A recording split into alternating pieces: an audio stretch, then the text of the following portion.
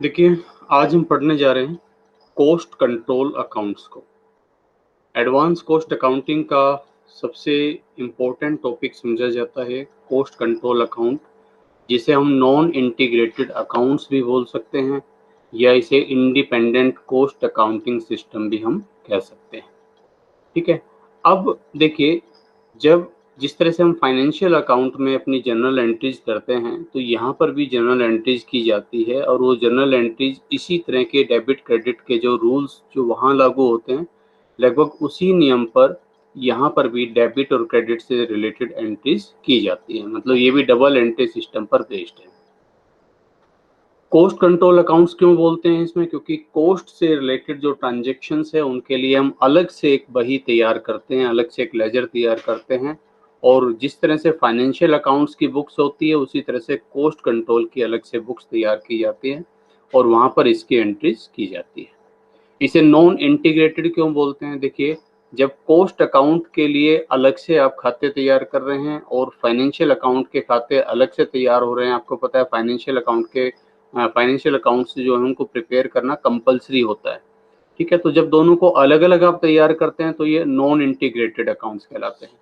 जब हम इन दोनों को कंबाइंड फॉर्म में तैयार करें कि एक ही अकाउंट से आपको कॉस्ट की भी पूरी डिटेल मिल जाए और जो फाइनेंशियल अकाउंट्स की भी, तो उनको अगर इकट्ठा कर दिया जाए तो इनको बोलते हैं एकीकृत लेखे या इंटीग्रेटेड अकाउंट।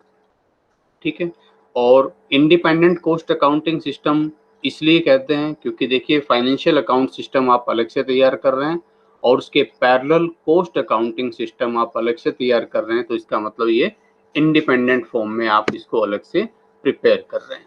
ठीक है, तो इस तरह से आप इन्हें अलग अलग नामों से जानते हैं। अब पहला क्वेश्चन ये उठता है कि ये जो अकाउंट्स है हम लोग अलग से तैयार क्यों करें? किस लिए हम ऐसा करते हैं कि हम फाइनेंशियल अकाउंट्स जो हैं उनके साथ साथ कॉस्ट अकाउंटिंग सिस्टम भी हमें तैयार करने की ज़रूरत पड़ती है। तो आइए पहले उसको समझते हैं। देखिए, फाइनेंशियल अकाउंट्स में बेशक आपको इन्फॉर्मेशन मिल जाती है कि आपकी कॉस्ट ऑफ सेल्स कितनी है, ठीक है, लागत कितनी है, खर्चे कितने हैं, लेकिन वहाँ हम उनकी डेप्थ में नहीं जाते क्योंकि हमारा मेन जो फोकस होता है वो अपने प्रॉफिट पर होता है कि वे कुल मिलाकर कितनी इनकम हुई, कितने एक्सपेंसेस हुए। तो कॉस्ट पर हम लोग अलग से ध्यान नहीं दे पाते। तो जो हमारी मैन्युफैक्चरिंग कॉस्ट आ रही है, ठीक है, जैसे कि आप यहाँ सामने देख पा रहे होंगे, जो हमारी मैन्युफैक्चरिंग कॉस्ट आ रही है, ठीक है, अब वो मैन्युफैक्चरिंग कॉस्ट इतनी किस लिए है, किस वजह से आ रही है, ठीक है, तो उसको हम लोग नहीं फाइंड आउट कर पाते, उसकी डिटेल्स में ज़्यादा डेप्थ में हम लोग नहीं जा पाते। इसी तरह से जो वर्क इन प्रोग्रेस है, ठीक है, या फिनिश गुड्स है उसका वैल्यूएशन, ठीक है, स्टॉक वैल्यूएशन, इनको बहुत ज़्यादा इफेक्टिवली एफिशिएंटली करने के लिए हम चाहते हैं कि अलग से कॉस्ट के लिए हम पुस्तकें तैयार करें, बुक्स तैयार करें, ताकि इन सब के बारे में हमें इंफॉर्मेशन अलग से मिल सके। मेन फीचर्स क्या है अगर आप इनके देखें तो क्या क्या आपको मेन फीचर्स नजर आएगी? देखिए, जब हम फाइनेंशियल अकाउंट में हम पढ़ते आ रहे हैं कि स्टॉक का वैल्यूएशन हम पढ़ते हैं कि कॉस्ट या मार्केट प्राइस दोनों में जो लेस हो, ठीक है, लेकिन यहाँ क्या होगा, यहाँ क्योंकि हम मार्केट प्राइस को कंसिडर नहीं करेंगे, तो यहाँ कॉस्ट कंट्रोल अकाउंट्स में आपका वैल्यूएशन ऑफ जो स्टॉक है वो हमेशा कॉस्ट पर होगा। इसी तरह से यहाँ कोई बैलेंस शीट्स हमें नहीं बनानी है क्योंकि ये सिर्फ सेल्फ बैलेंसिंग सिस्टम के बेस पर ये खाते तैयार किए जा रहे हैं और इनका पर्पज मैं आपको पहले बता चुका हूँ। इनका पर्पज ये है कि हम कॉस्ट पर इफेक्टिव कंट्रोल किस तरह से कर सकें, कॉस्ट से रिलेटेड सभी आइटम्स को पूरा पूरा महत्व दिया जा सके। ठीक है। अच्छा, फिर अब क्योंकि फाइनेंशियल अकाउंट्स में बहुत सारी टर्म्स ऐसी होंगी जो हम कॉस्ट कंट्रोल अकाउंट्स में नहीं दिखाएंगे, ठीक है, तो इस वजह से इन दोनों के प्रॉफिट में डिफरेंस आ सकता है। ठीक है, काफ़ी सारे चांसेस हैं, काफ़ी संभावना है कि जो प्रॉफिट शो किया जाएगा फाइनेंशियल अकाउंट्स के द्वारा और जो आपके कॉस्ट कंट्रोल अकाउंट्स के द्वारा, उन दोनों में डिफरेंस हो सकता है। और ये डिफरेंस क्यों हो सकता है? क्योंकि इसके काफ़ी सारे कारण हैं। ठीक है, जैसे मैंने अभी स्टॉक वैल्यूएशन की मैंने बात की, यहाँ स्टॉक का वैल्यूएशन केवल कॉस्ट पर ही होगा। वहाँ अगर मार्केट प्राइस कॉस्ट से कम है तो शायद मार्केट प्राइस पर हम लोग उसका वैल्यूएशन करेंगे।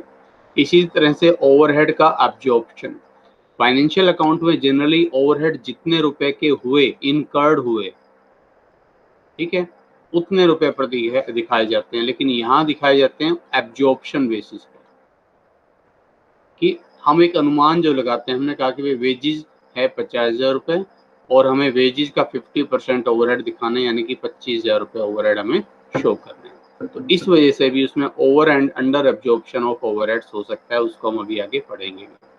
इसके अलावा कुछ प्योर फाइनेंशियल टर्म्स होती हैं, जैसे आपने इंटरेस्ट की पेमेंट की डिबेंचर्स पर, डिविडेंड की पेमेंट की, बोनस दिया आपने, ठीक है ना, ये जो बोनस आपने पे किया शेयर होल्डर्स को, तो ये जो एक्सपेंसेस हैं या ये जो आइटम्स हैं, इनको आप फाइनेंशियल अकाउंट्स में तो दिखाएंगे, लेकिन कॉस्ट अकाउंट में इनको लिए कोई जगह नहीं है।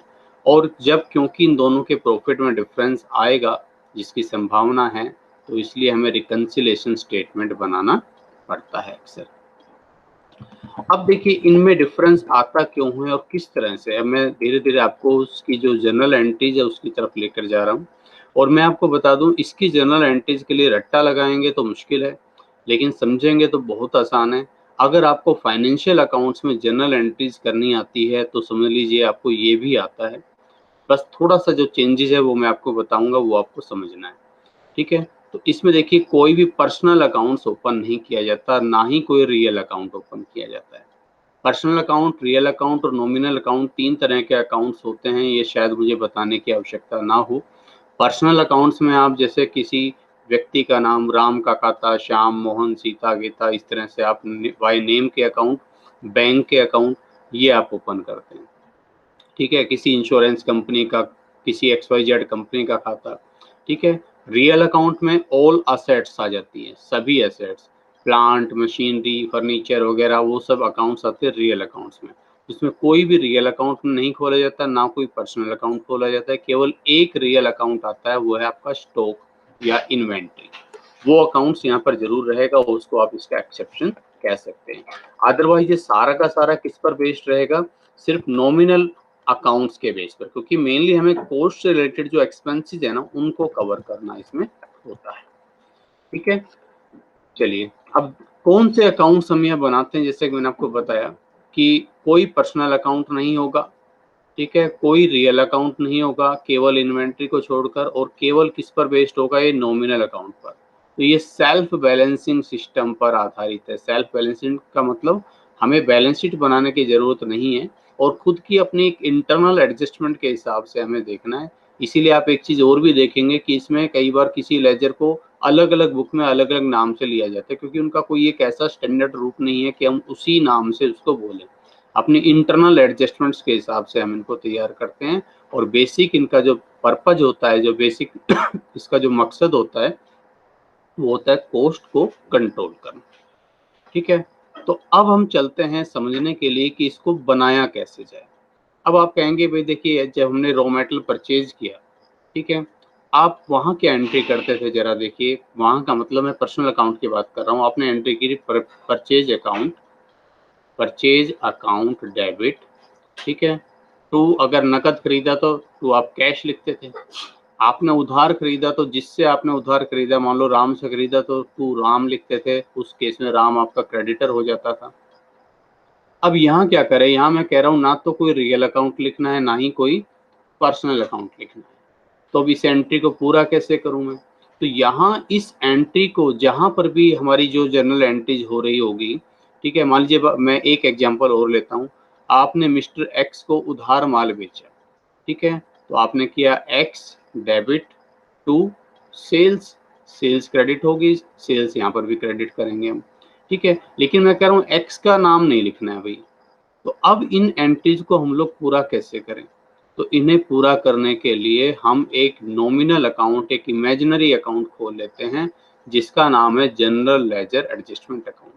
और हम क्या करेंगे, जहां पर वो चीज क्रेडिट में आनी थी, जहां पर भी क्रेडिट में रियल अकाउंट या पर्सनल अकाउंट का नाम आना होगा, हम वहां लिख देंगे जनरल लेजर एडजस्टमेंट। यहाँ पर डेबिट आना था तो जनरल डेबिट हो जाएगा general ledger adjustment, and so on, ठीक है। तो वही चीज आगे मैंने यहाँ आपको बताया भी है। To fulfill the requirements of double entry system, we use imaginary account, जिसको वैसे मैं ज़्यादा मुझे आदत है इसको जनरल लेजर एडजस्टमेंट अकाउंट बोलने की। अदरवाइज इसका एक और बहुत पॉपुलर नाम है कॉस्ट लेजर कंट्रोल अकाउंट। अलग अलग बुक में अलग अलग नाम से हो सकता है, मतलब एक ही है। और ये अलग अलग नाम क्यों है ये मैंने आपको बताया कि कोई इसका एक बहुत ज़्यादा स्टैंडर्ड फॉर्मेट नहीं है। It is generally based on self balancing system. ठीक है, बाकी इसके और भी नाम है, कॉस्ट लेजर एडजस्टमेंट अकाउंट बोल देते हैं, और कहीं कहीं आपको फाइनेंशियल लेजर एडजस्टमेंट भी मिलेगा। तो पहले तो आप इन चारों नामों से फैमिलियर हो जाइए। ये चारों नाम एक ही चीज है। जनरली आपको मिलेंगे या तो जनरल लेजर एडजस्टमेंट या कॉस्ट लेजर कंट्रोल अकाउंट के नाम से। बाकी इन चारों से आपको पता होना चाहिए। और ये कहाँ यूज होंगे, ये कोई अकाउंट नहीं है, ये कोई अकाउंट नहीं है, सिर्फ एक इमेजिनरी अकाउंट है जिसको हमने यूज कर रहे हैं, उस नाम को यूज कर रहे हैं ताकि जनरल एंट्री पूरी हो जाए, जनरल एंट्रीज को हम कंप्लीट कर दें। तो जनरल एंट्रीज में जहां डेबिट साइड में हम देख रहे हैं कि पर्सनल अकाउंट आएगा, जैसे एक्स डेबिट टू सेल, तो एक्स नहीं करना, एक्स की जगह जनरल लेजर एडजस्टमेंट हो जाएगा। इसी तरह से हमने माल उधार खरीदा है, purchase account debit to cash करना है या टू राम करना है, तो कैश या राम की जगह जनरल लेजर एडजस्टमेंट आ जाएगा। बस ये फर्क है, इसको आप अच्छे से समझ लें। और अगर आप इसके साथ इसको समझते हुए चलते हैं तो मुझे नहीं लगता कि कोई भी प्रॉब्लम आपको इसमें आने वाली है। ठीक है, अब मैं इसमें आगे बढ़ूं उससे पहले थोड़ा सा आपको इंट्रोडक्शन और दे देता हूं इसके बारे में। तो कौन कौन से इसमें अकाउंट्स होंगे जो तैयार किए जाएंगे, main accounts prepared under this system. तो एक तो मैंने अभी आपको बता ही दिया, जनरल लेजर एडजस्टमेंट अकाउंट, या जिसको हम कॉस्ट लेजर कंट्रोल अकाउंट या कॉस्ट लेजर एडजस्टमेंट अकाउंट, या जिसको फाइनेंशियल लेजर एडजस्टमेंट अकाउंट बोलते हैं। ठीक है, तो ये तो जस्ट एक इमेजिनरी अकाउंट है और ये आएगा mainly for completing the entry. ठीक है, ये मेनली किस लिए यूज होगा, for completing the double entry. तो डेबिट क्रेडिट दोनों तरफ से इसमें ट्रांजेक्शन्स लिखी जाती रहेगी। अब उसके बाद देखिए नेक्स्ट आता है अपना स्टोर लेजर कंट्रोल अकाउंट। ठीक है, स्टोर लेजर कंट्रोल अकाउंट किस लिए है, किस लिए बनाया जाएगा, जो भी हमारी मटेरियल की जो ट्रांजेक्शन है ना, ठीक है, उन सब के लिए आएगा स्टोर लेजर कंट्रोल अकाउंट। ठीक है, स्टोर लेजर कंट्रोल अकाउंट मतलब जो आप परचेज वगैरह लिखते थे, अब देखो परचेज नहीं लिखेंगे, माल आया गया तो वहां हम परचेज वगैरह नहीं लिखेंगे। माल की जगह पर, परचेज की जगह पर अब स्टोर लेजर कंट्रोल अकाउंट आ जाएगा। ठीक है, और जब वो आपके पास आएगी तो आप जब माल आपके पास आएगा तो ये अकाउंट डेबिट हो जाएगा। ठीक है, यहाँ प्लस, ठीक है, यानी कि ऐड जहाँ होगा, ऐड मटेरियल इस साइड, और जहाँ मेटेरियल जा रहा होगा, ठीक है, लेस मटेरियल यहाँ इस साइड। ठीक है, फॉर एग्जांपल अभी मैं एंट्री तो आपको अलग से करवाऊंगा, बाकी चलिए मैं पहली एंट्री अभी एग्जांपल बतौर ले रहा था कि आपने माल परचेज किया मिस्टर एक्स से, ठीक है, उधार खरीदा, तो आप क्या एंट्री करेंगे, आप एंट्री करते हैं परचेज, लेकिन परचेज की जगह अब हम लिखेंगे store ledger control account debit to. To किससे खरीदा, राम से, नहीं राम नहीं आएगा यहाँ, to general ledger adjustment account. तो अब यहाँ एंट्री कैसे हो जाएगी, इसमें पोस्टिंग कैसे होगी, store ledger control account debit, ये तो है ही, यहाँ लिखेंगे टू जनरल लेजर एडजस्टमेंट, यहाँ आपने लिख दिया क्या किया है, परचेज करने। ठीक है, इस तरह से होगा इसमें। अगर मान लीजिए माल आपको कहीं ट्रांसफर करना है, यूज करना है, तो जब ट्रांसफर होगा तो माल यहाँ से निकलेगा और ट्रांसफर यहाँ आ जाएगा। ठीक है, और कहीं किसी आपके जो है किसी और जो है मतलब कह लीजिए कि साइट से मेटल आ रहा है आपके पास किसी और ढंग से, तो जहाँ से भी आ रहा है वो इधर डेबिट में लिखा जाएगा, जाने वाला क्रेडिट में लिखा जाएगा। तो इस तरह से स्टोर लेजर कंट्रोल अकाउंट बनेगा। फिर मेन खर्चे अपने हम पढ़ते हैं, आपने कॉस्ट शीट में पढ़ा होगा। एक तो डायरेक्ट मटेरियल हो गया, अगला हो गया वेजेस। ठीक है, वेजेस के लिए भी इसी तरह से, जहां आप लेबर वगैरह लिखते थे, अब यहाँ इसकी जगह हम यूज करने वाले हैं वेजेस कंट्रोल अकाउंट। ठीक है, वेजेस कंट्रोल अकाउंट। अब जो भी वेजेस इनकर्ड होगी, मान लीजिए आपने वेजेस पे किए, आप मुझे वहां की एंट्री साथ साथ बताते चलें तो बड़ा आसानी से आप समझ पाएंगे। वहां वेजेस पे करते थे, क्या एंट्री करते थे, wages account debit to cash, नकद अगर दी तो ये लिखते थे। या अगर वेजेस आउटस्टैंडिंग है तो wages account debit to outstanding wages, अभी अगर उधार है तो। ठीक है। यहाँ भाई ना तो कैश लिखा जा सकता है, ठीक है, ना कोई आउटस्टैंडिंग वेजेस लिखा जा सकता है। आपको पता होगा आउटस्टैंडिंग वेजेस ये जो एक पर्सनल अकाउंट माना जाता है, तो ये भी यहाँ पर नहीं आएगा। तो क्या एंट्री करेंगे, वेजेस की जब पेमेंट करेंगे तो wages account debit to general ledger adjustment account, general ledger adjustment account. और इस वेजेस का जब यूज करेंगे मैन्युफैक्चरिंग पर, इस मतलब इस ये जो कॉस्ट हमारी इनकर्ड हुई है, इस कॉस्ट को जब हम आगे एब्जॉर्ब करेंगे तो एब्जॉर्ब करने के लिए यहाँ से उसको निकालेंगे, तो ये वर्क इन प्रोग्रेस में जाएगी। वर्क इन प्रोग्रेस अभी जब इसका अकाउंट आएगा तब मैं एक्सप्लेन करूँगा, ठीक है। अगर एक बार इन अकाउंट्स को अच्छे से समझ लेंगे तो बात अच्छे से दिमाग में बैठती चली जाएगी। अब आता है इसके बाद आपका फैक्ट्री या works overhead control account. Just a minute, इसमें थोड़ा स्पेस कर लूँ। तो फैक्ट्री ओवरहेड या वर्क्स ओवरहेड का मतलब तो आप समझते ही होंगे। तो जो भी आपके इनडायरेक्ट वेजेस, इनडायरेक्ट एक्सपेंसेस जो मैन्युफैक्चरिंग नेचर के हैं, जब वो इनकर्ड होंगे तो आप फैक्ट्री या works overhead account, control account को डेबिट करेंगे। कैसे? मान लीजिए जब आप वर्क्स ओवरहेड की पेमेंट करते थे, एंट्री करते थे, आप शायद लिखते होंगे वर्क्स ओवरहेड, खर्चे सभी डेबिट होते हैं ना, आपको ये रूल तो ध्यान होगा ना, debit all expenses and loss, credit all income and gain. जो नॉमिनल अकाउंट का जो रूल है मैं उसी की बात कर रहा हूँ। तो वर्क्स ओवरहेड, ठीक है, इनकर्ड हुए तो works overhead account debit to cash, bank, या अगर आउटस्टैंडिंग है तो आउटस्टैंडिंग। लेकिन अब यहाँ कैश बैंक की जगह क्या हो जाएगा, works overhead control account debit to आपका जनरल लेजर एडजस्टमेंट अकाउंट या पोस्ट लेजर कंट्रोल अकाउंट, इस तरह से, ठीक है। इसी तरह से एडमिनिस्ट्रेशन ओवरहेड का होगा भाई, ठीक है, अलग से बताने की जरूरत नहीं। इसी तरह से सेलिंग एंड डिस्ट्रीब्यूशन ओवरहेड का होगा। अभी जब इनकी जनरल एंट्रीज पर जाऊंगा तो मैं आपको और डिटेल में इसके बारे में बताने वाला हूँ। अब इसके बाद समझने वाली बात है यहाँ पर, अब ये जो खर्चे हुए हैं मैन्युफैक्चरिंग वाले, जितने भी खर्चे मैंने बताए, चाहे मैंने डायरेक्ट मटेरियल का जिक्र किया, या मैंने डायरेक्ट वेजेस का जिक्र किया, या फिर मैंने आपसे बात की ओवरहेड्स की, ठीक है, ये सब कहाँ जाएंगे, किस पर्पज से यूज हो रहे हैं, मैन्युफैक्चरिंग के लिए। तो यहाँ जो हमारा मैन्युफैक्चरिंग वाला जो अकाउंट होता है ना, उसको बोलते हैं वर्क इन प्रोग्रेस, ठीक है। Work in progress ledger control account एक तरह से आपका मैन्युफैक्चरिंग अकाउंट है, आपका जो साइट जहाँ प्रोडक्शन हो रहा है उसे बोलते हैं। अब जरा देखना है कैसे होता होगा, कैसे काम करता होगा work in progress ledger control account, ठीक है। आगे हम इसके एग्जाम्पल्स जब करेंगे तब इसको अच्छे से समझेंगे।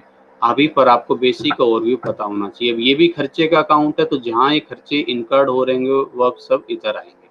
अब जरा देखो, आपने स्टोर लेजर कंट्रोल अकाउंट बनाया, अभी मैंने बताया स्टोर लेजर कंट्रोल अकाउंट, ठीक है, और आपने कहा स्टोर यानी कि माल खरीदा, store ledger control account debit to general ledger adjustment account, 50,000 रुपये का माल खरीदा, ठीक है।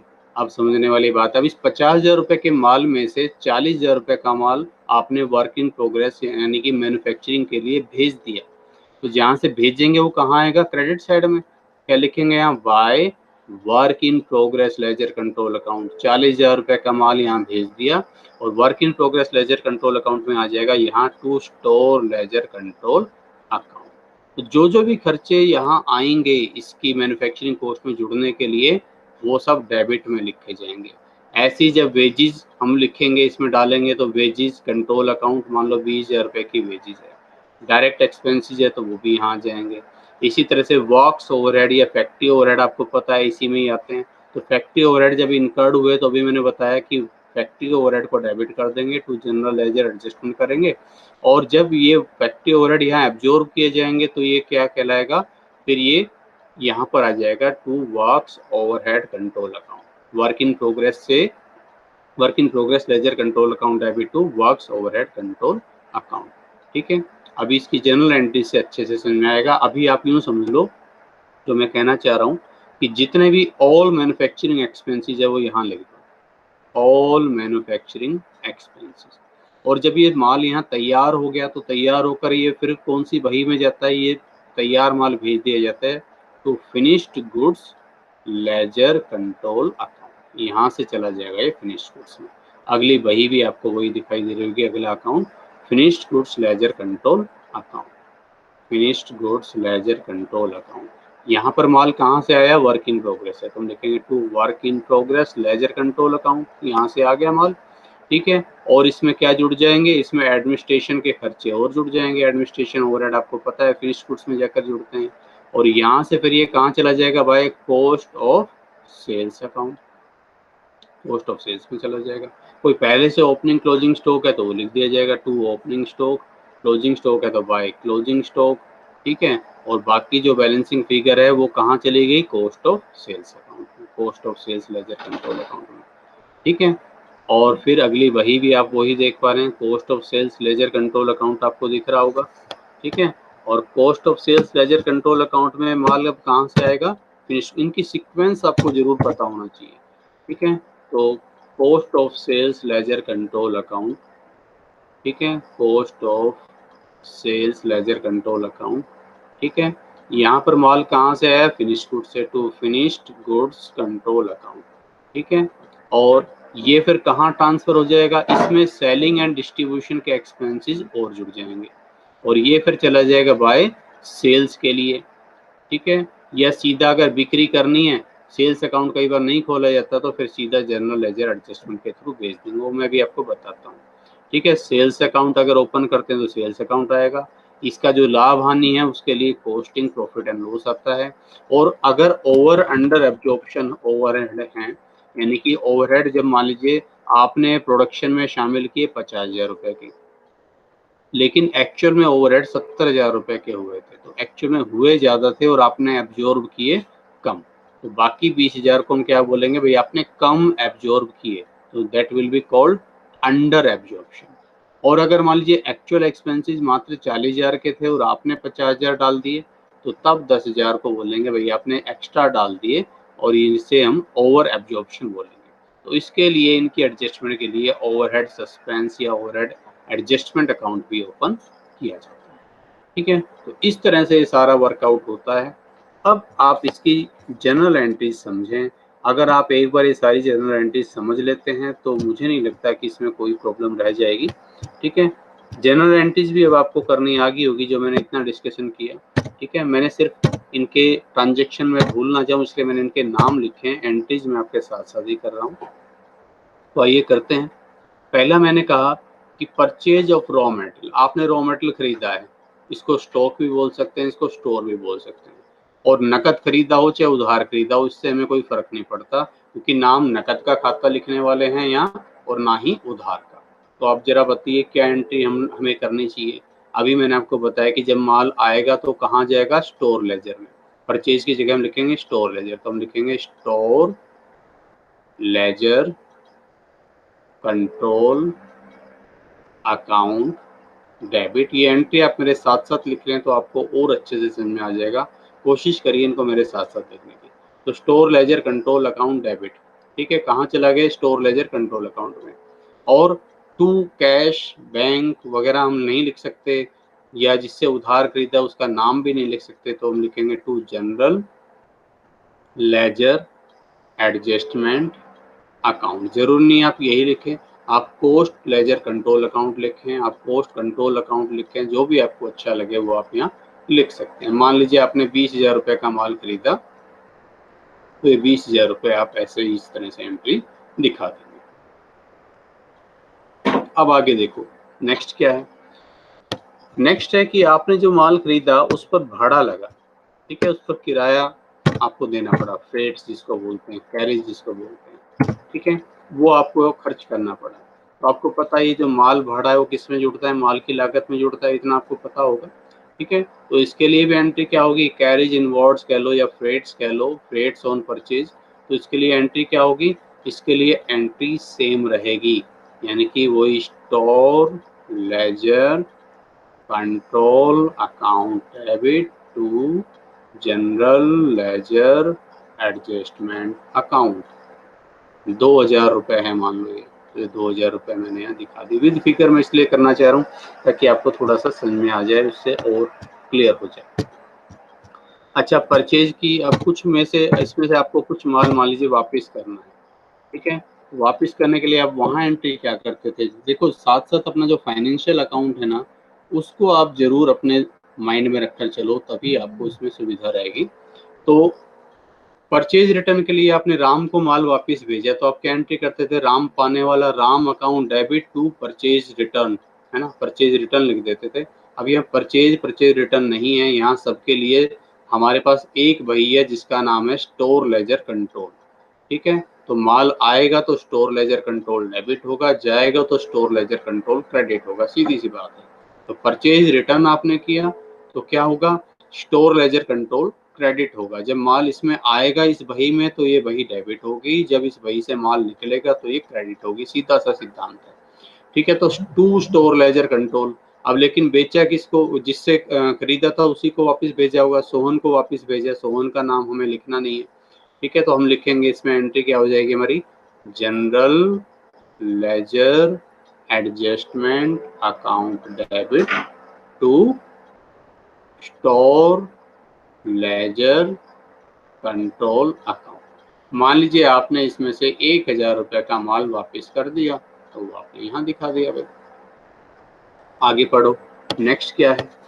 अब जो माल आया वो आपको साइट पर भेजना है ना, इस बही में से उस माल को निकाल कर कहाँ भेजना है, प्रोडक्शन के लिए, है ना। और प्रोडक्शन वाली साइट को अभी मैंने आपको बताया, उसको हम क्या बोलते हैं, उसे हम बोलते हैं वर्क इन प्रोग्रेस। ठीक है, तो work in progress ledger control account debit, उसमें माल आएगा उसको करेंगे डेबिट। मैन्युफैक्चरिंग का मतलब वर्क इन प्रोग्रेस वाले अकाउंट में ट्रांसफर करना है। ठीक है, और माल निकलेगा कहाँ से, स्टोर से। जब स्टोर से माल निकलेगा तो उसको करेंगे हम क्रेडिट, जब भी वहां से माल निकलेगा क्रेडिट होगी वो, जब माल वहां आएगा तो उसे डेबिट करेंगे। ठीक है, तो जरा देखिए क्या एंट्री होगी, work in progress ledger control account debit to, कहाँ से निकला, to store ledger control account. मेरे साथ साथ लिख लें, ज़्यादा आसानी रहेगी करने में। मान लो 15,000 रुपये का माल आपने वहाँ साइट पर भेज दिया, ठीक है, दैट्स इट, हमने लिख दिया इसको। अब इसके अलावा जो भी माल हमने खरीदा है वो सारा का सारा हमने स्टोर लेजर में डाला है। अब उसमें से कुछ माल आपने यूज किया एज इनडायरेक्ट मटेरियल की तरह। ठीक है, आपने उसमें से कुछ माल को इनडायरेक्ट मटेरियल की तरह पर यूज किया है। तो इनडायरेक्ट मटेरियल या इनडायरेक्ट लेबर या इनडायरेक्ट एक्सपेंसेस, इन सब के लिए हम बोलते हैं ओवरहेड्स। ठीक है ना, इनके लिए क्या टर्म्स यूज होती है, ओवरहेड्स। तो अगर स्टोर लेजर में से आपने कुछ माल भेजा है, ठीक है, एज इनडायरेक्ट मटेरियल, तो अब आप देखो वो किस नेचर का है।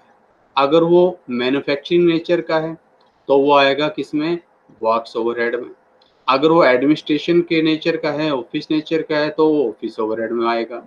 और वो अगर सेलिंग से रिलेटेड है, ठीक है, आपने कुछ माल जो है नमूनों के रूप में भेज दिया ताकि जो है लोग उसको देखें, जैसे होता है ना कई बार स्कीम्स दी जाती हैं कि भाई इसके साथ ये चटनी का पाउच जो है वो फ्री दे दिया जाए, ताकि लोगों को पता चले कि ये जैम भी मार्केट में आ रही है और अगली बार वो उसको पैसे देकर खरीदना शुरू कर दें।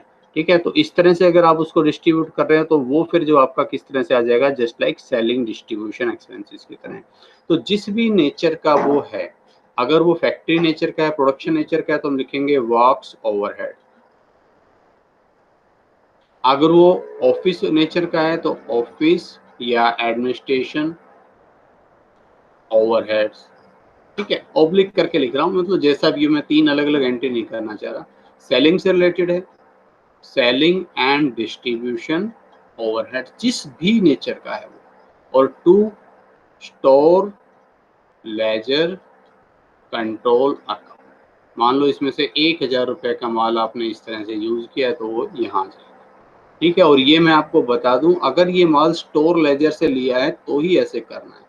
अगर आपने मान लीजिए सीधा ही कोई इनडायरेक्ट मेटेरियल परचेज किया है, ठीक है, या इनडायरेक्ट लेबर कोई खर्च किया है स्टोर इसमें लाए बिना, तो वो सीधा ही फिर आपका वर्क्स ओवरहेड कहलाएगा, है ना। या ऑफिस है तो ऑफिस ओवरहेड, सेलिंग का है तो सेलिंग ओवरहेड। फिर इसमें टू स्टोर लेजर लिखने की जरूरत नहीं, टू जनरल लेजर एडजस्टमेंट से ही काम चल जाएगा। ठीक है, आगे जब हम इसको करेंगे, जब वर्क्स ओवरहेड को, तब इसको अच्छे से बता देंगे। बाकी आपको ये बात समझ में आ गई होगी कि अगर मटेरियल इनडायरेक्ट एक तरह से रूप में यूज किया जाता है तो उसको हम इस तरह से शो करते हैं। नेक्स्ट क्या है भाई, नेक्स्ट हम देख रहे हैं issue of material directly to job. अब इसका मतलब क्या है? देखो, माल आपने खरीदा, खरीद कर जो मैं अभी बात कर रहा था कि वही में लाए कि नहीं लाए, आपने माल खरीदा और उसको अपनी स्टोर लेजर में लाए ही नहीं, सीधा ही आपने साइट पर भेज दिया। ठीक है, तो जो आपकी साइट है जहां प्रोडक्शन चल रहा है उसे बोलते हैं work in progress ledger control account. अब मैं आपको एक बात और बताऊं, जो आपका work in progress ledger control है, ये मैन्युफैक्चरिंग का खाता है और यहाँ बहुत सारे आपको जो वर्क्स ऑर्डर मिले हुए हैं उन सब का काम चल रहा है ना। आपको मिस्टर एक्स ने एक ऑर्डर भेजा हुआ है 500 यूनिट का ही, तो हम मिस्टर एक्स का प्रोडक्शन कर रहे हैं 500 यूनिट वाला, वो भी यहीं चल रहा है। मिस्टर वाई ने आपको किसी और दूसरी यूनिट के लिए 200 का ऑर्डर दिया हुआ है, मिस्टर जेड ने और एक ऑर्डर दिया हुआ है 100 यूनिट का, इसी तरह से और मिस्टर डब्ल्यू है, उन्होंने एक ऑर्डर दिया हुआ है मान लीजिए 180 यूनिट का, एंड सो ऑन। तो बहुत सारे ऑर्डर्स यहाँ चल रहे हैं। ठीक है, इनको ही पहचान के लिए इनको हम बोलते हैं work order number. Financial account में तो इन सब चीजों पर बहुत ज्यादा ध्यान ही नहीं देते, हम तो इकट्ठा ले लेते हैं। अब यहाँ कॉस्ट कंट्रोल अकाउंट का तो पर्पज यही है कि इन सबकी मैं अलग अलग जॉब वाइज ऑर्डर वाइज भी कॉस्ट में अलग अलग फाइंड आउट कर सकूँ, पर्पज ही इनका तो यही है। तो यहाँ हम इनको नंबरिंग देकर अलग अलग कर सकते हैं। जैसे हमने लिखा ये वर्क ऑर्डर नंबर है 101, ये वर्क ऑर्डर नंबर है 102, इसका वर्क ऑर्डर नंबर है 103। जरूरी नहीं कि आप ऐसे लिखो, जिस भी रूप में आपको लिखना है। इसकी नंबरिंग है 104। ठीक है, तो मैं जो आपको समझाना चाह रहा हूँ, देखिए, तो अगर आपको आपने इश्यू ऑफ मटेरियल किया डायरेक्टली जॉब पर, ठीक है, तो वो जॉब यानी कि प्रोडक्शन हो कहाँ रहा है, वर्क इन प्रोग्रेस। जब मैं वर्क इन प्रोग्रेस बोल रहा हूँ तो इन सब का इकट्ठा। ठीक है, मुझे नहीं पता अलग अलग कौन सा किसका है, तो मैं लिखूंगा work in progress ledger control account. लेकिन अगर मुझे साफ साफ ये कह रखा है कि भैया ये जॉब नंबर 102 के लिए खरीदा था माल और वहीं पर भेज दिया सीधा, तो तब मैं जॉब का नाम लिख सकता हूँ, जॉब नंबर या सर्विस ऑर्डर नंबर या मैन्युफैक्चरिंग ऑर्डर नंबर, जो भी है, जहाँ जिस पर्पज से है वो, तो तब मैं उसका नाम लिख सकता हूँ। तो जॉब ऑर्डर नंबर 102 का मतलब तो वो तो सीधा इसी की कॉस्ट में शामिल होगा, और वर्क इन प्रोग्रेस का मतलब इन सब का टोटल। जब मुझे अलग से नहीं दे रखा तो मैं टोटल में डालूंगा। ठीक है, टू, अब ये तो मैंने सीधा खरीदा है और खरीद कर सीधा ही वहां भेजा है मैंने। ठीक है, तो टू ये हो जाएगा आपका जनरल लेजर एडजस्टमेंट अकाउंट। और अगर मान लीजिए आपने स्टोर से इशू किया है तो to store ledger control account आ जाएगा। ठीक है, आगे बढ़ते हैं। अब आगे हम क्या देख रहे हैं, इसमें हमें दिया हुआ है transfer of material from one job to another. अब जो मैं आपको बता रहा था, जैसे मान लो जॉब नंबर 102 है और ये है जॉब नंबर 103। आपने माल भेजा हुआ है इस पूरी साइट पर और यहाँ काम चल रहा है। जॉब नंबर 102 के पास मेटेरियल एक्स्ट्रा है और उसने थोड़ा सा मेटेरियल जो यूज होता है जॉब नंबर 103 में भी, तो उसने वो जॉब नंबर 102 से जॉब नंबर 103 को ट्रांसफर कर दिया। तो पाने वाला डेबिट, एक्स ने वाई को रुपये दिए, एक्स पाने वाला, एक्स डेबिट। ठीक है, टू वाई, कुछ इसी तरह से एंट्री करते थे। तो यहाँ जब मेटेरियल गया है एक जॉब से दूसरी जॉब पर, तो स्टोर लेजर का तो कोई लेना देना ही नहीं है।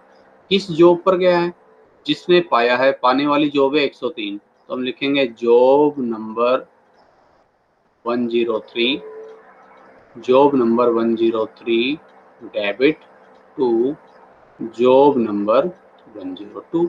इस तरह से लिख देंगे। मान लो 500 रुपये का माल इसने यहाँ ट्रांसफर किया है, इसलिए अब यहाँ नंबरिंग हमारे पास नहीं है, तो एंट्री के रूप में मैं क्या लिखूंगा, मैं इसको लिखूंगा ट्रांसफर करने वाला क्रेडिट हो जाएगा, ट्रांसफर पाने वाला डेबिट। तो transferee account debit, transferee job account debit to transferor job, transferor job account. ठीक है, पाने वाला डेबिट, भेजने वाला क्रेडिट। आगे पढ़ते हैं। आगे हमने कहा कि purchase of direct material for direct issue to job. अब देखो ये जो है ये दोनों मिक्स कर सकते हैं, issue of material directly on A job. ठीक है, issue of material directly on job लिखा हुआ है तो वैसे इसका जनरली मीनिंग होता है कि ये मटेरियल आपने इश्यू किया है सिर्फ, यानी कि परचेज पहले से किया हुआ है। तो वहाँ उस केस में ये मैंने जबकि जनरल लेजर एडजस्टमेंट लिखा है, बाकी ज़्यादा बेटर रहता है यहाँ से to store ledger control account या sorry store ledger control account हम लोग लिखते हैं, क्योंकि स्टोर लेजर से गया है। बाकी तो जब क्वेश्चन पूरा हमारे सामने हो तभी हम उसको समझ सकते हैं कि इसका मतलब क्या रहा होगा। ठीक है, बाकी अब ये दो एंट्रीज अगर मेरे सामने हो कंपैरेटिवली, जैसे आप यहाँ एक तो इसको देख रहे हैं, issue of material directly on job, और यहाँ purchase of direct material for direct issue to job. तो यहाँ का मतलब है ये जो मैंने लिखा हुआ है कि वर्क इन प्रोग्रेस या job number 102 debit to general ledger, मतलब खरीदा और खरीद कर सीधा वहां भेज दिया, और सिर्फ ये लिखा हुआ है कि वहां भेजना है डायरेक्टली, तो हम इसको स्टोर लेजर से लेंगे। ठीक है, तो यहाँ अब हम एंट्री जो इसकी करने वाले हैं, इधर तो अब यहाँ साफ साफ लिखा हुआ है तो कोई डाउट है ही नहीं। तो यहाँ तो एंट्री वो होगी जो हम अभी करके आ रहे हैं कि हमने मेटेरियल इशू किया डायरेक्टली जॉब पर।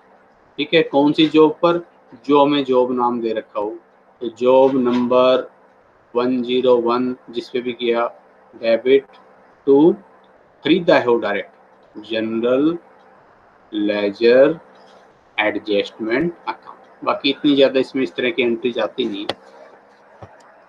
अच्छा, अब आगे बढ़ रहे हैं। अब क्या हो रहा है कि आपने जो माल भेजा था ना साइट पर, वर्क इन, साइट का मतलब work in progress, manufacturing account जो है आपका वो है वर्क इन प्रोग्रेस। ठीक है, तो जो माल भेजा था वर्क इन प्रोग्रेस पर वो अब एक्सेस है, वो फालतू है, तो क्या करें उसका, उसको वापस भेज दो भाई। तो उस अनयूज मेटेरियल को आपने वापस भेज दिया साइट से। ठीक है, फ्रॉम साइट से या किसी जॉब से वापस कहाँ भेज दिया, जाहिर सी बात है स्टोर लेजर में आया होगा। तो स्टोर लेजर में जो मेटेरियल आया तो आप लिखेंगे store ledger control account debit. ठीक है, टू कहाँ से आया, तो work in progress ledger control account, और अगर बाकायदा जॉब नंबर दे रखा है तो टू जॉब नंबर 105, जो भी आपको दे रखा है तो फिर वो उस तरह से उसकी एंट्री कर देंगे। अब जब हम मेटेरियल का स्टॉक वेरिफिकेशन करेंगे तो उसमें आपको कुछ डिफरेंसेस नज़र आ सकते हैं। ठीक है, जिसको हम नॉर्मल और एबनॉर्मल लॉस के नाम से जानते हैं। ठीक है, अगर नॉर्मल लॉस है तो उसका क्या ट्रीटमेंट है, और एबनॉर्मल लॉस है तो इसका क्या ट्रीटमेंट है। देखिए, इसके लिए वही मैं आपसे बार बार कह रहा हूँ कि आपकी जो फाइनेंशियल अकाउंट्स है उस पर आपकी पकड़ होनी चाहिए। तो आपको ध्यान होगा, नॉर्मल लॉस जो होता था, हमने कोस्ट में भी पढ़ा है, कोस्ट के बेसिक्स में जब आप ओवरहेड्स पढ़ रहे थे, तो जो नॉर्मल लॉस है उसको जस्ट लाइक हम एक ओवरहेड्स, फैक्ट्री ओवरहेड का हिस्सा मान सकते हैं। ठीक है, तो अगर नॉर्मल लॉस है, स्टोर में नॉर्मल कमी आ रही है, 500 रुपये के माल की कमी आ रही है, और हम कह रहे हैं कि ये जो सिर्फ नॉर्मल लॉस है, सामान्य प्रक्रिया है, तो उसको हम फैक्ट्री ओवरहेड का हिस्सा मान सकते हैं। तो फैक्ट्री ओवरहेड या वर्क्स ओवरहेड का हिस्सा मानेंगे तो works overhead control account debit, या factory overhead control account debit, जो भी लिखे हैं, manufacturing overhead control account debit to. ठीक है, अब ये आपके जो है नॉर्मल लॉस से स्टोर में तो कमी आ रही होगी ना, तो to store ledger control account. ठीक है, और अगर ये लॉस एबनॉर्मल है तो भाई एबनॉर्मल लॉस को हम ओवरहेड पर नहीं डाल सकते, फिर ये कहाँ जाएगा, एबनॉर्मल है तो फिर ये प्रॉफिट एंड लॉस में जाएगा। यहाँ हम प्रॉफिट एंड लॉस को बोलते हैं costing profit and loss account to store ledger control account. ठीक है, तो पहला जो है स्टोर लेजर पर फोकस करते हुए लगभग मैक्सिमम एंट्रीज मैंने यहाँ कवर कर दी। ठीक है, अब अगर मैं इसको एक बार अकाउंट के फॉर्म में आपको बताऊं कि स्टोर लेजर कंट्रोल अकाउंट में क्या कुछ आ रहा होगा, तो आप जरा देखो किस तरह से क्या कुछ इसमें आ रहा है। ठीक है, एक बार अगर आप यहाँ देखें स्टोर लेजर कंट्रोल अकाउंट, अच्छा ये शॉर्ट में SLC मैं लिख रहा हूँ या टाइम बचाने के लिए, आप कृपया करके इसको ना लिखें, पूरा लिखें स्टोर लेजर कंट्रोल अकाउंट। ठीक है, अब जरा देखो क्या क्या हुआ होगा। मैंने आपसे कहा कि जहाँ से भी मेटेरियल आ रहा है वो यहाँ दिखाना, और जाने वाला यहाँ दिखा देना। ठीक है, तो आपने सबसे पहले माल खरीदा, store ledger control account debit to general ledger adjustment account, ये परचेज किया आपने। फिर आपने कैरेज का खर्चा किया तो उसके लिए inventory store ledger control account debit to general ledger adjustment account, ये आपने कैरेज खर्च किया।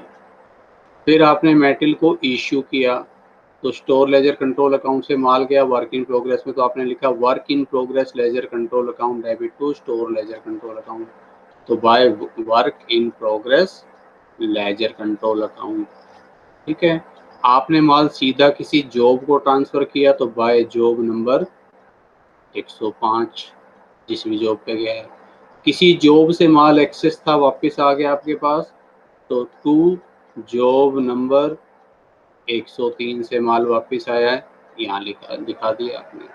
ठीक है। किसी एक जॉब से दूसरी जॉब पर गया तो उसको यहाँ दिखाने की जरूरत ही नहीं है।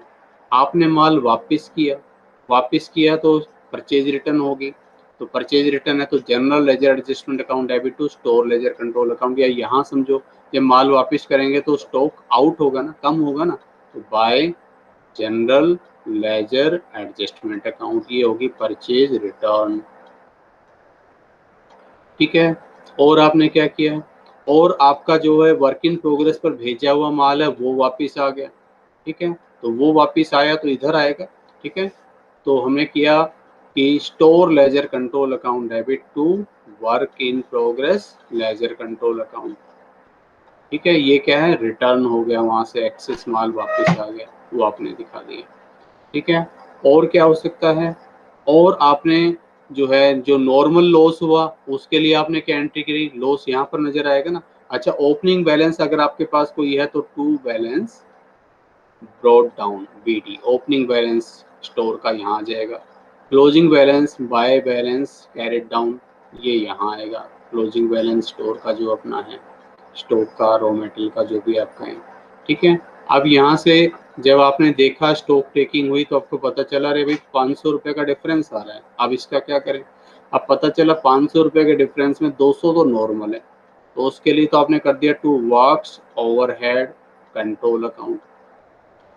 बाकी जो एबनॉर्मल है वो by costing profit and loss account, ये नॉर्मल लॉस है और ये एबनॉर्मल लॉस है। सिंपल सी चीज़ है।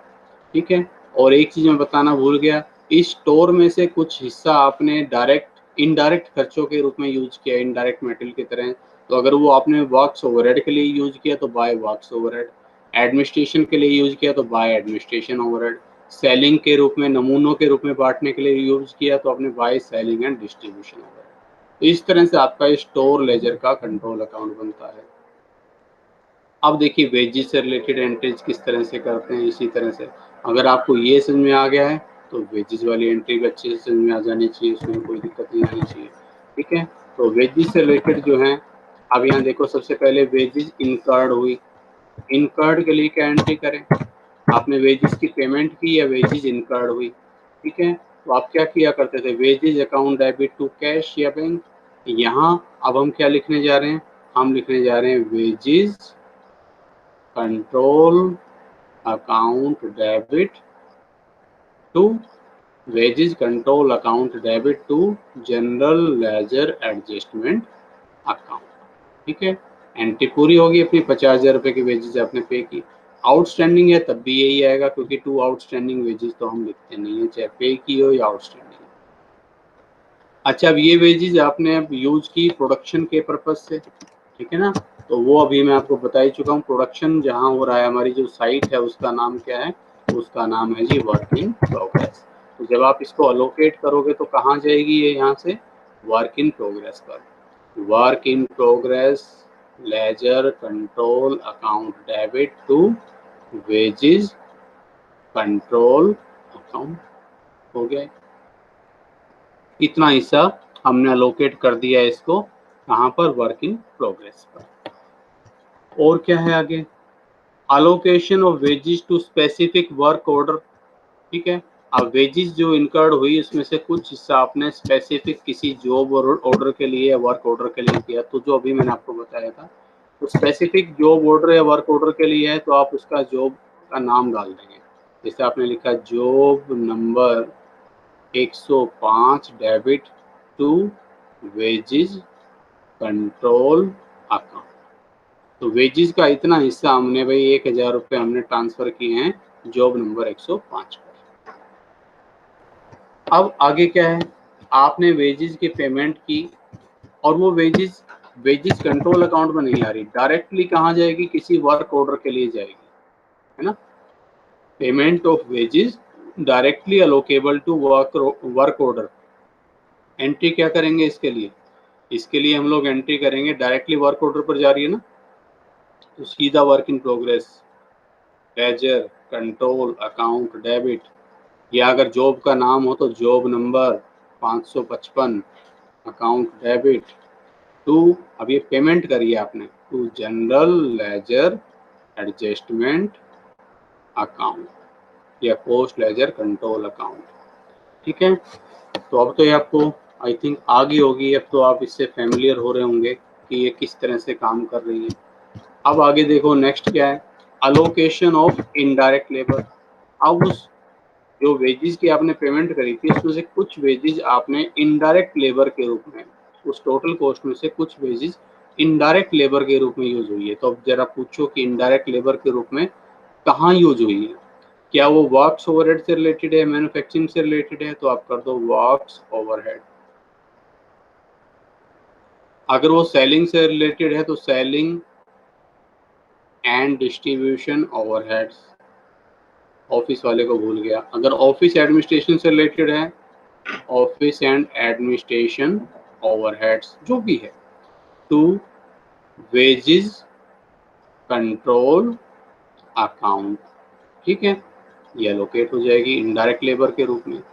अब जैसे आपका मटेरियल में आइडल टाइम जो है लॉस होता था, ऐसे यहाँ होता है आपका आइडल टाइम।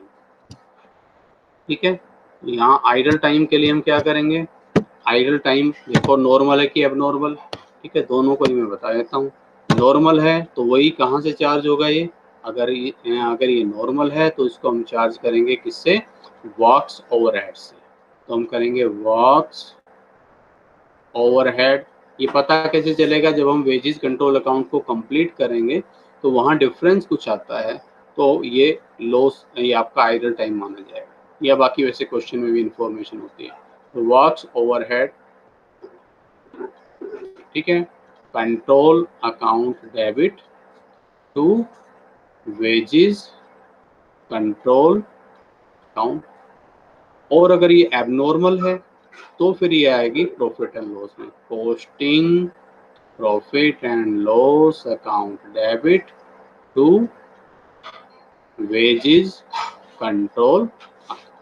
उस केस में से कहाँ डालेंगे, उस केस में से वेजेस कंट्रोल अकाउंट में हम डालेंगे। तो इस तरह से वेजेस का ये पूरा हो गया।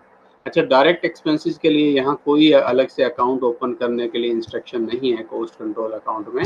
तो डायरेक्ट एक्सपेंसेस को हम मान लेंगे डायरेक्ट जो अलोकेट कर दिए कहाँ पर, सीधा वर्क इन प्रोग्रेस पर। तो डायरेक्ट एक्सपेंसेस का हम लोग अलग से कोई खाता नहीं खोलने वाले हैं, डायरेक्ट एक्सपेंसेस कंट्रोल अकाउंट कोई अलग से नहीं बनाने वाले हैं। ये डायरेक्ट एक्सपेंसेस जो आएगा उसको सीधा ही कहाँ भेज देंगे, साइट पर। साइट कौन सी है अपनी, वर्क इन प्रोग्रेस। तो work in progress ledger control account debit to general ledger adjustment account. तो यानी कि इनकी पेमेंट और इनका जो है एलोकेशन एक साथ ही हो जाएगा। पेमेंट हुई 10,000 रुपये की पेमेंट हुई और सीधा ही उनको वर्क इन प्रोग्रेस पर भेज देना है। आप अगर ट्रेडिशनली वैसे ही चलें तो यूँ करेंगे, work in progress ledger control account debit to direct expenses control account debit to general ledger adjustment, और फिर work in progress debit to जो है आपका जो है डायरेक्ट एक्सपेंसेस। तो डायरेक्ट एक्सपेंसेस एक बार डेबिट और एक बार क्रेडिट होकर खत्म हो जाएगा, बाकी उसकी ज़रूरत है नहीं। तो लेबर का मैं अलग से अकाउंट बनाना यहाँ जरूरी नहीं समझ रहा। वेजेस कंट्रोल अकाउंट अगर आपको बनाना भी हो, ठीक है, तो कैसे बनेगा, जिस तरह से हमने अभी स्टोर का किया उसी तरह से वेजेस का होगा। ठीक है, यूँ समझ लीजिए कि जहाँ जहाँ वेजेस इनकर्ड हो रही है, ठीक है, जहाँ इसके एक्सपेंसेस हो रहे हैं वो सब इधर दिखाओ डेबिट में, और जहाँ इसका अलोकेशन हो रहा है वो सारा इधर दिखाओ। तो वेजेस खर्च हुई तो टू वेजेस का कोई ओपनिंग क्लोजिंग बैलेंस तो हो ही नहीं सकता। तो वेजेस खर्च हुई तो आपने लिखा to general ledger adjustment account. ठीक है, वेजेस आपने जो है आउटस्टैंडिंग रही तो भी लिखा टू जनरल लेजर एडजस्टमेंट, आपने इसको यूज किया साइट पर to work in progress control account, आपने स्पेशल जॉब पर यूज किया तो to by job number 555 account, अगर ये नॉर्मल लॉस है तो बाय वर्क्स ओवरहेड अकाउंट, ठीक है। अगर ये एबनॉर्मल लॉस है तो by costing profit and loss account, normal idle time और एबनॉर्मल आइडल टाइम की बात कर रहा हूँ तो to costing profit and loss account हो गया, ठीक है। इसके अलावा अगर आपने इसमें से इनडायरेक्ट वेजेस की तरह कुछ यूज किया है तो बाय वर्क्स ओवरहेड, ठीक है, बाय वर्क्स ओवरहेड लिखा आपने इसमें, just minute, by works overhead या एडमिनिस्ट्रेशन ओवरहेड या सेलिंग डिस्ट्रीब्यूशन ओवरहेड, अगर आपने इनडायरेक्ट वेजेस को अलोकेट किया है तो वो आप सारा इस तरह से दिखा देते हैं, ठीक है। तो इस तरह से ये वेजेस से रिलेटेड एंट्रीज होती है। आगे अब रह गया ओवरहेड्स। ओवरहेड्स को अगर आपने और समझ लिया तो बस फिर हो गया फिनिश। अब ओवरहेड्स में क्या है, ओवरहेड्स आपको पता है 3 तरह के ओवरहेड्स में मिलेंगे आपको यहाँ, ठीक है। तो पहले मैं बात कर रहा हूँ वर्क्स ओवरहेड्स की। अब आपको पता होना चाहिए कि कौन सा ओवरहेड कहाँ पर एब्जॉर्ब होगा, किसके द्वारा। तो वर्क्स ओवरहेड जब पेड होंगे चाहे आउटस्टैंडिंग होंगे, आउटस्टैंडिंग या पेड के लिए आपको पता है कैश बैंक वगैरह नहीं लिखते, ना हम किसी का नाम लिखते हैं। तो हम एंट्री क्या करेंगे, वर्क्स, पूरा ही लिख देता हूँ मैं तो, वर्क्स ओवरहेड्स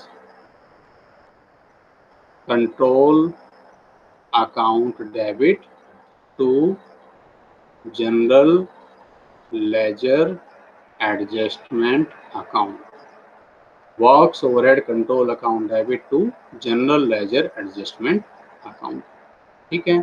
ये तो हो गया इनकार्ड करने का। अब इसकी पेमेंट, सॉरी, इसका अलोकेशन होगा। अलोकेशन कहाँ होता है, वर्क्स ओवरहेड कहाँ यूज होते हैं, मैन्युफैक्चरिंग के लिए, इसीलिए इनको मैन्युफैक्चरिंग ओवरहेड बोलते हैं। तो यहाँ से कहाँ जाएंगे, यहाँ से जाएंगे वर्क इन प्रोग्रेस वाले में। तो work in progress ledger control account debit to works overhead control account, ये वर्क्स ओवरहेड डेबिट हुए जब इनकर्ड हुए तो, और जब यूज हुए तो यहाँ से क्रेडिट हो गया और कहाँ गए, work in progress ledger control account में आ गए, ठीक है। ऐसे ही अब ऑफिस के लिए होगा। ऑफिस ओवरहेड के लिए क्या करेंगे, जब ऑफिस ओवरहेड की जब हम बात करेंगे तो ऑफिस ओवरहेड पेमेंट की है या आउटस्टैंडिंग है तो हम लिखेंगे office overhead control account, office overhead control account,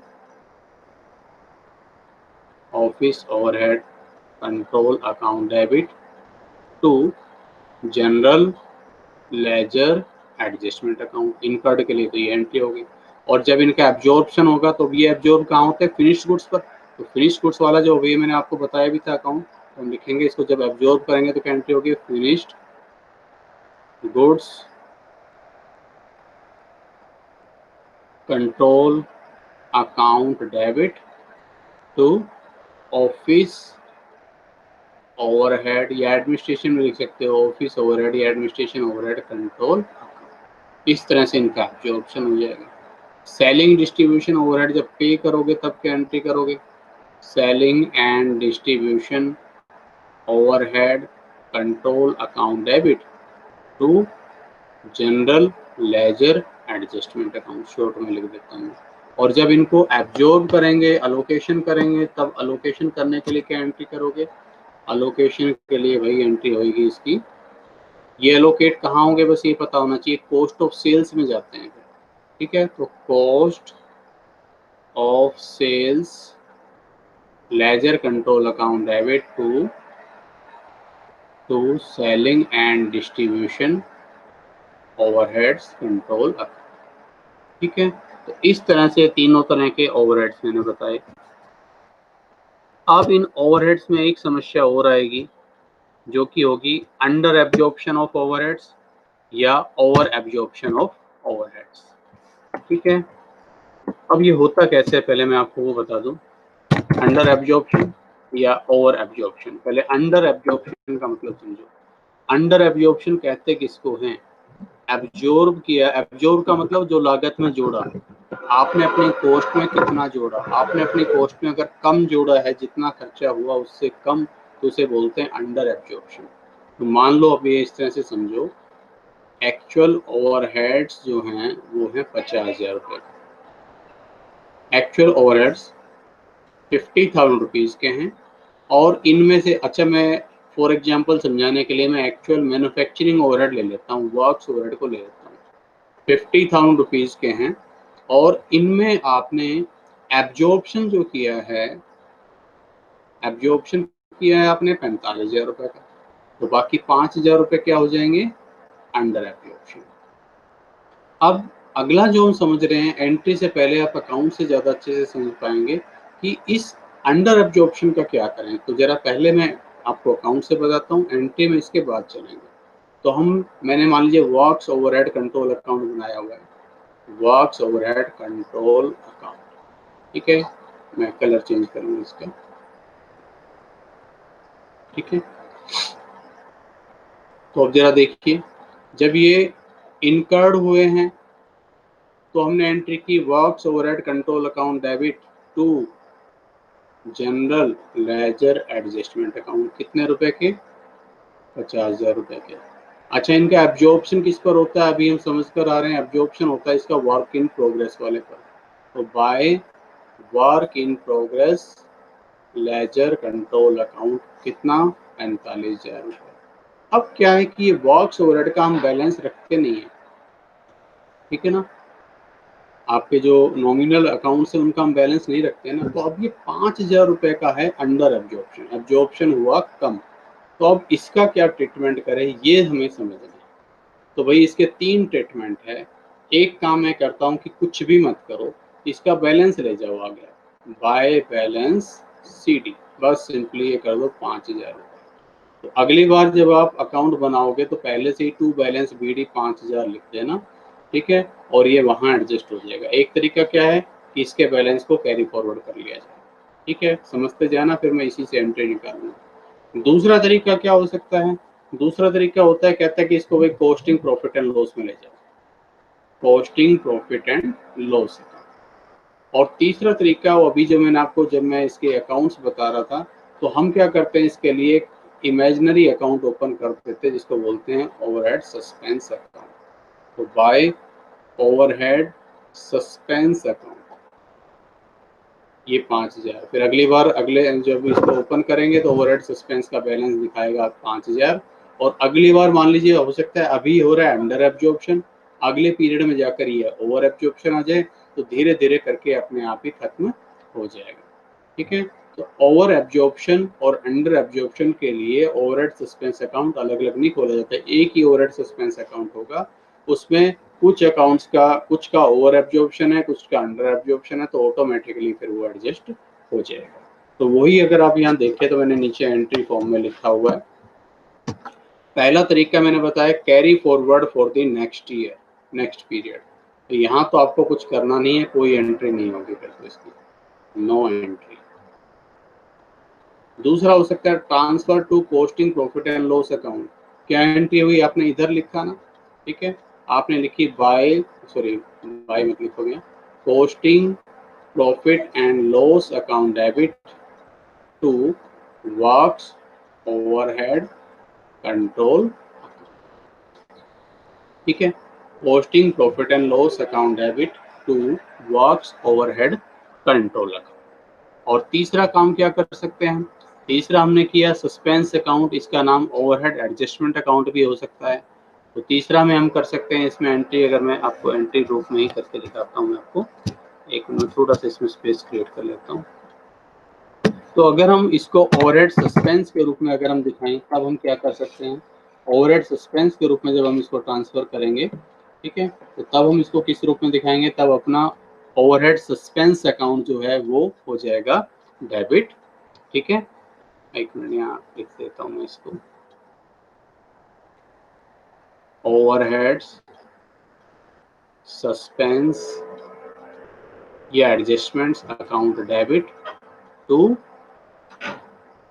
works overhead control, ठीक है। अब देखो आपके माइंड में भी ये रटना ना पड़े इसलिए मैं बता रहा हूँ, अकाउंट से तो आपको दिख ही रहा है, बाकी आप एक चीज़ और समझो, ये क्रेडिट क्यों किया जा रहा है। देखो डेबिट कितना हुआ था, जब ये इनकर्ड हुए तो आपने एंट्री क्या की थी, वर्क्स ओवरहेड, शॉर्ट में लिख रहा हूँ, works overhead control account to general ledger adjustment. जब ये इनकर्ड हुए तो डेबिट किए गए थे ना 50,000 रुपए से,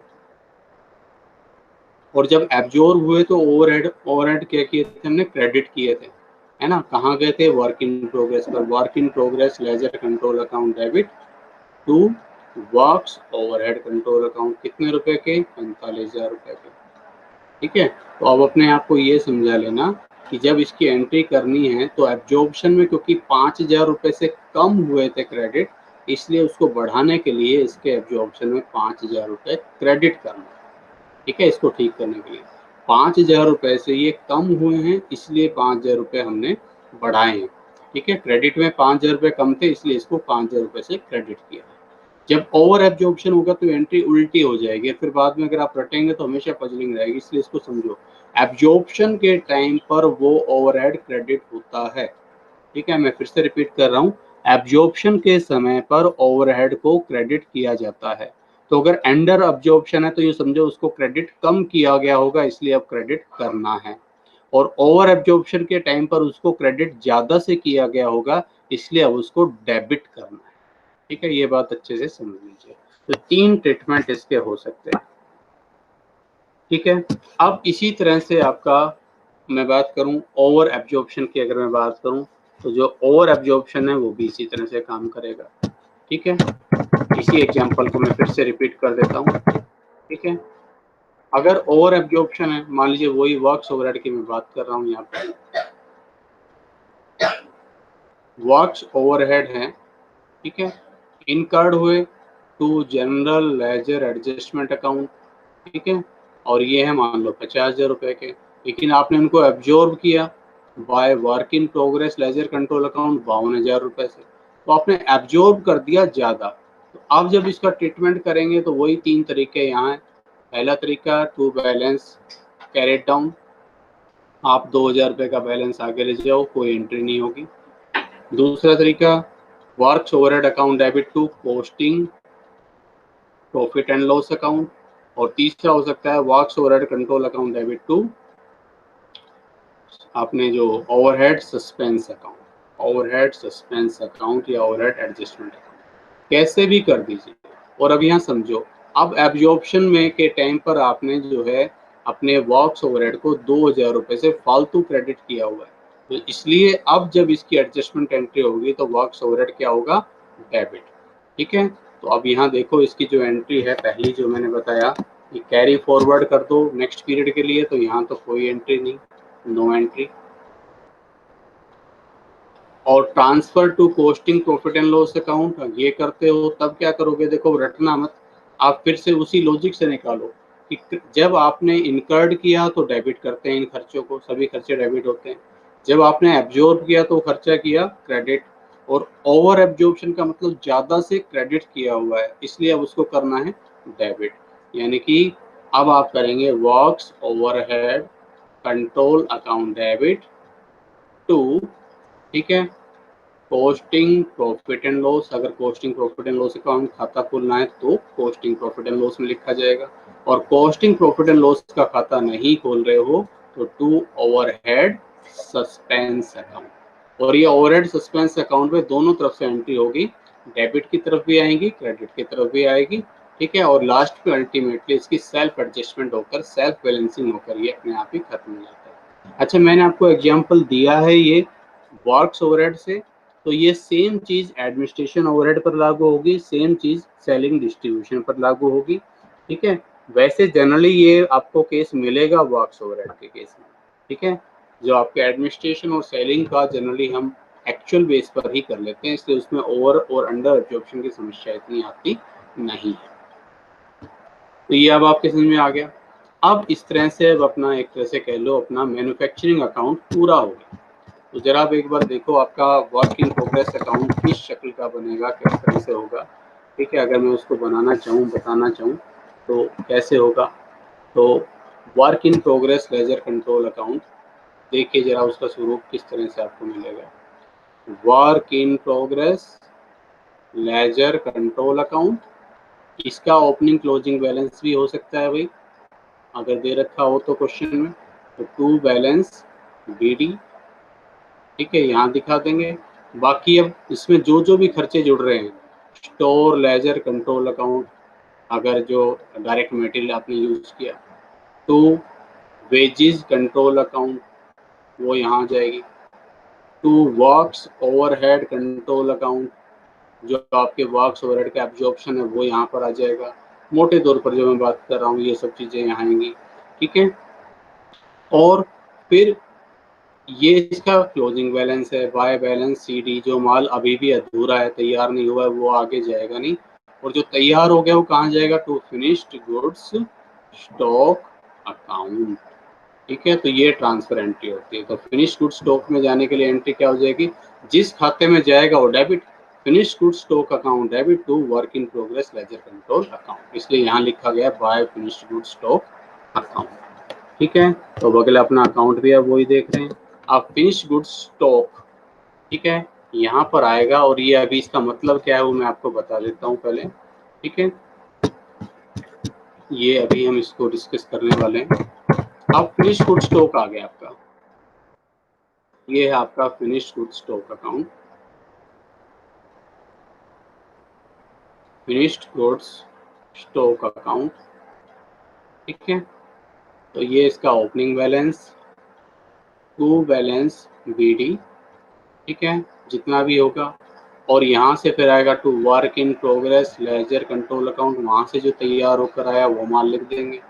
फिर इसमें एडमिनिस्ट्रेशन ओवरहेड और जुड़ते हैं, तो टू एडमिनिस्ट्रेशन या ऑफिस ओवरहेड जो भी आप लिखते हैं, ऑफिस ओवरहेड्स, ठीक है।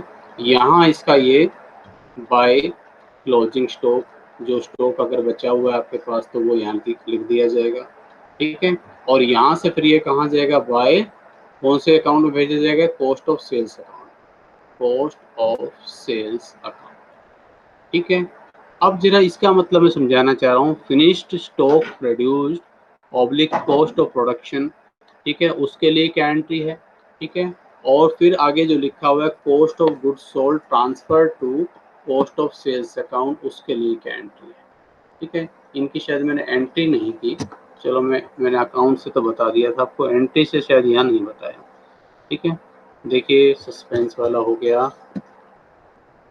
ये जो है इसकी बात कर रहा हूँ मैं, फिनिश्ड स्टॉक प्रोड्यूस या कॉस्ट ऑफ प्रोडक्शन, इसको फिनिश्ड गुड्स में आपने फिनिश्ड स्टॉक में ट्रांसफर किया, तो क्या एंट्री किया अभी आपने, finished goods stock account debit to, कहाँ से आ जाए, work in progress ledger control account, ये एंट्री होगी इसके लिए ट्रांसफर एंट्री। और अगले में हम क्या पढ़ रहे हैं, अगले में लिखा हुआ है cost of goods sold transfer to cost of sales. अभी cost of goods sold transfer to cost of sales, इसके क्या मतलब है, एंट्री तो ये आपने देख ली, एंट्री ये हो रही है cost of sales account debit to finished goods control account, ये तो एंट्री हो गई। लेकिन इनमें फर्क क्या है, ये जो है वैसे आपने जूनियर क्लासेस में पढ़ा होना चाहिए, जरूर पढ़ा होगा, बट फिर भी चलो मैं आपको एक बार फिर से बताता हूँ।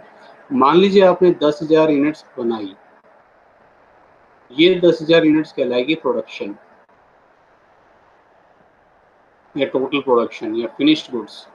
अब इन 10,000 यूनिट्स में मान लीजिए आपके पास, मैं कह रहा हूँ कि 1,000 यूनिट्स तो पहले से पड़ी हुई थी, 10,000 आपने बनाई, और अब क्लोजिंग स्टॉक में 3,000 यूनिट्स हैं, यानी कि 10 और 11,000, और 3,000 यूनिट्स आपके पास स्टॉक में भी बच रही है, यानी कि प्रोडक्शन में आपने ओपनिंग स्टॉक जोड़ा और क्लोजिंग स्टॉक घटा दिया, तो ये जो आपने 8,000 यूनिट्स बेची है, ठीक है, उनकी लागत, उनकी बनाने की लागत, ठीक है, तो उसे हम बोलते हैं कॉस्ट ऑफ गुड्स सोल्ड, ठीक है। कॉस्ट ऑफ गुड्स सोल्ड और कॉस्ट ऑफ सेल्स में कंफ्यूजन रहता है और इनको एक ही मीनिंग में यूज कर लेते हो, लेकिन इनमें डिफरेंस है।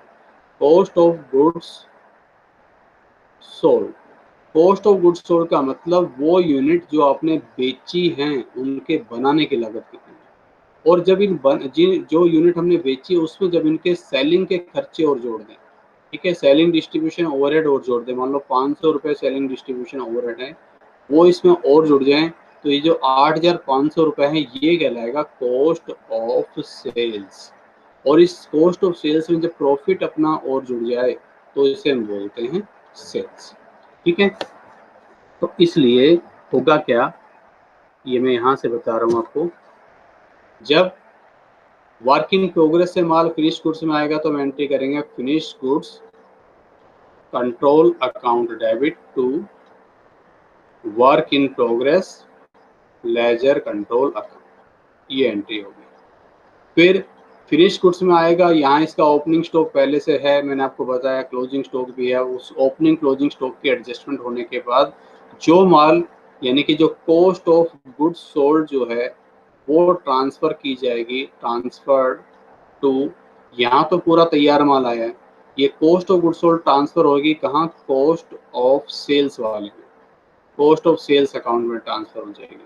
तो वहाँ एंट्री होगी cost of sales account debit, कहाँ से आया ये, तो फिनिश्ड गुड्स कंट्रोल अकाउंट।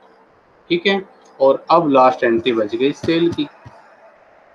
तो सेल हम दो तरह से कर सकते हैं, एक तो सेल्स के लिए जब अलग से सेल्स अकाउंट ना खुला हो तब तो हम क्या एंट्री करेंगे भाई, कॉस्ट ऑफ सेल्स वाले खाते में ये माल आया हमारे पास, cost of sales finish good से ट्रांसफ़र होकर कॉस्ट ऑफ सेल्स वाले में आया माल 50,000 रुपये का, और फिर सेलिंग डिस्ट्रीब्यूशन के खर्चे हमने इसमें और जोड़ दिए 5,000 रुपये का, ये हो गया जी 55,000 रुपये का। तो 55,000 रुपये का माल है और हमने बेचा है कितने का, 70,000 रुपये का। तो अब क्या एंट्री करोगे बेचने के लिए, आप लिखते कैश अकाउंट डेबिट 55,000 नहीं 70,000 रुपये का बेचा, ठीक है, to cost of sales, cost of sales तो 55,000 रुपये की, बाकी 5,000 कहाँ, 15,000 कहाँ गए प्रॉफिट में, कॉस्टिंग प्रॉफिट एंड लॉस 15,000। अब यहाँ कैश या बैंक बैलेंस हम लिखते नहीं है, तो हम एंट्री क्या कर सकते हैं, सेल्स के लिए एंट्री बता रहा हूँ मैं, सेल्स के लिए एंट्री एक तो तरीका ये है, सिंपल ये कर दो कि जो माल जो पैसा आया तो general ledger adjustment account debit to कितने रुपए का, ये 70,000 रुपये का, टू कॉस्ट ऑफ सेल्स 55,000 रुपये, और बाकी प्रॉफिट है वो चला जाएगा to profit and loss, posting profit and loss account 15,000। इस तरह से आप इसको दिखाते हैं। दूसरा तरीका और हो सकता है कि आप सेल्स अकाउंट ओपन करके भी इसमें काम चला सकते हैं। अगर आप सेल्स अकाउंट ओपन कर रहे हैं तब कोई फ़र्क नहीं है, इसको पहले सेल्स में ले जाएंगे, वहाँ ले जाकर भेज देंगे। If sales account is also open, अगर सेल्स अकाउंट आपके पास है तो फिर आप एंट्री क्या कर देंगे, फिर आप कॉस्ट ऑफ सेल्स से पहले ट्रांसफ़र कर देंगे इसको सेल्स अकाउंट, पहले सेल्स अकाउंट में आ जाएगा, कॉस्ट ऑफ सेल्स से सेल्स अकाउंट में, सेल्स अकाउंट डेबिट, एक क्वेश्चन करेंगे उससे क्लियर होंगे ये नेक्स्ट लेक्चर में, sales account debit to cost of sales account, यहाँ आ जाएगा। ठीक है, और जब कॉस्ट ऑफ सेल्स में से, अब कॉस्ट ऑफ सेल्स का खाता तो बंद हो गया, अब आ गया आपके पास ये सेल्स अकाउंट में, और फिर जब बिक्री होगी तो आप एंट्री कर देंगे general ledger adjustment account debit to sales, ये 70,000 रुपये की बिक्री होगी, ये माल आया था 55,000 रुपये का। ठीक है, अब जरा देखो कौन सा खाता बचा। ठीक है, कॉस्ट ऑफ सेल्स तो पूरा हो गया, 55,000 था, 55,000 से पूरा हो गया, सेल्स डेबिट तो हुआ है 55,000 से और क्रेडिट हुआ है 70,000 रुपये से। ठीक है, तो 15,000 रुपये जो सेल्स का बैलेंस है वो यहाँ आ जाएगा costing profit and loss account debit to, sorry उल्टा बोल गया मैं, सेल्स अकाउंट डेबिट में उल्टा बोल गया, सॉरी, सेल्स देखो डेबिट हुआ है कितने से, 55 से, क्रेडिट हुआ है 70,000 से, तो 15,000 रुपये डेबिट में बैलेंस बचे हुए हैं, सॉरी क्रेडिट में बैलेंस बचे हुए हैं, तो ये एंट्री हो जाएगी sales account debit to costing profit and loss account, 15,000 रुपये का ये प्रॉफिट आ जाएगा। ये तो बहुत बाद की चीज़ है, शुरू में आप पहले स्टोर लेजर, ओवरहेड्स जो वेजेस कंट्रोल है उनकी बेसिक एंट्रीज को अच्छे से समझिए। जब ये अच्छे से क्लियर हो जाएंगी तो ये आगे तो आप अकाउंट्स एक जो है इसमें बनाने में ज़्यादा आपको दिक्कत नहीं होगी, थोड़ी सी प्रैक्टिस करने की ज़रूरत पड़ेगी। ठीक है, तो आप इसको अच्छे से कर लीजिए। आई होप ये आपको समझ में आया भी होगा। ठीक है, इसको आप कर लें, इसकी प्रैक्टिस कर लें। फिर नेक्स्ट जो अपना लेक्चर होगा उसमें हम जो है एक क्वेश्चन लेंगे और उससे आपको पता चल जाएगा कि ये क्वेश्चन हम किस तरह से करें। और ये उतने ही आसान है जितने फाइनेंशियल अकाउंट्स जब हम बनाते हैं वहाँ जो जनरल एंट्रीज होती है वहाँ जितनी आसान है उतना ही ये यहाँ पर आप इसको इजीली कर सकते हैं।